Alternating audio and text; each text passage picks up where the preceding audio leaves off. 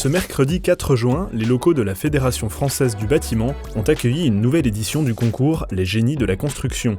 L'événement est organisé en partenariat avec le ministère de l'Éducation nationale, de l'Enseignement supérieur et de la Recherche, l'EFB, la FFB, la FNTP et le 3CABTP, en coopération avec l'ASCOTP, l'ACETEC, l'APM-BTP, l'AUGC et Betocib.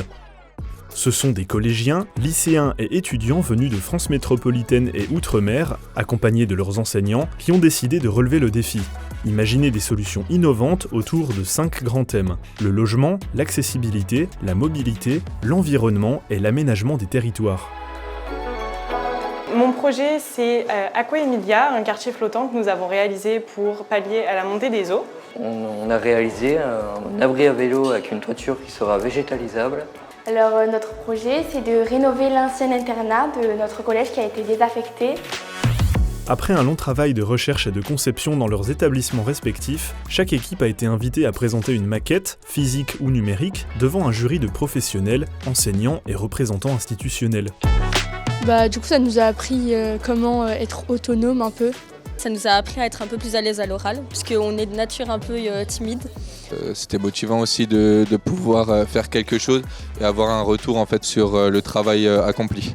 On ne s'attendait pas du jour au lendemain à ce qu'on nous dise vous allez aller à Paris pour présenter votre projet. On a été très contents d'avoir été sélectionnés et d'y participer. Pour les enseignants qui accompagnent les élèves, ce concours représente un formidable outil. Il permet de faire découvrir la diversité des métiers du bâtiment et des travaux publics, de décloisonner les apprentissages, de valoriser le travail d'équipe et de renforcer la confiance des jeunes dans leurs capacités. Le gros avantage, c'est de donner du sens à ce qu'ils apprennent. Ils se posent toujours la question mais pourquoi on fait ça ? Là, ça prend tout de suite du sens. Et donc les élèves aussi, ça leur ouvre un peu l'esprit et ça leur permet de découvrir différents domaines qu'on n'aurait peut-être pas vu aussi précisément si on se concentrait sur le programme. On découvre des élèves qui étaient plutôt cachés, qui tout à coup s'ouvrent à quelque chose. C'est extraordinaire pour eux et pour moi aussi, c'est une vraie fierté et qui va rester un bon souvenir pour longtemps. Le jury, quant à lui, a été impressionné par la qualité et l'originalité des projets, témoignant de la motivation des jeunes et de leur inventivité pour répondre aux enjeux du monde de demain. Encore une très belle année avec de très belles prestations, des projets encore très variés, très différents d'ailleurs de ceux qu'on a pu voir l'année dernière. Chaque année, on est surpris, on est étonné par la capacité des jeunes à être curieux, à être innovants. On voit énormément de liens qui se créent entre les équipes pédagogiques et les élèves. Et ça, c'est très fort. Et surtout pour la filière que nous, on représente, qui est la filière Jury Pro, c'est des jeunes qui ont des difficultés puis qui arrivent à les surpasser. Et ça, c'est très touchant. Une matinée vraiment passionnante et une grande qualité des maquettes et des simulations qui étaient faites.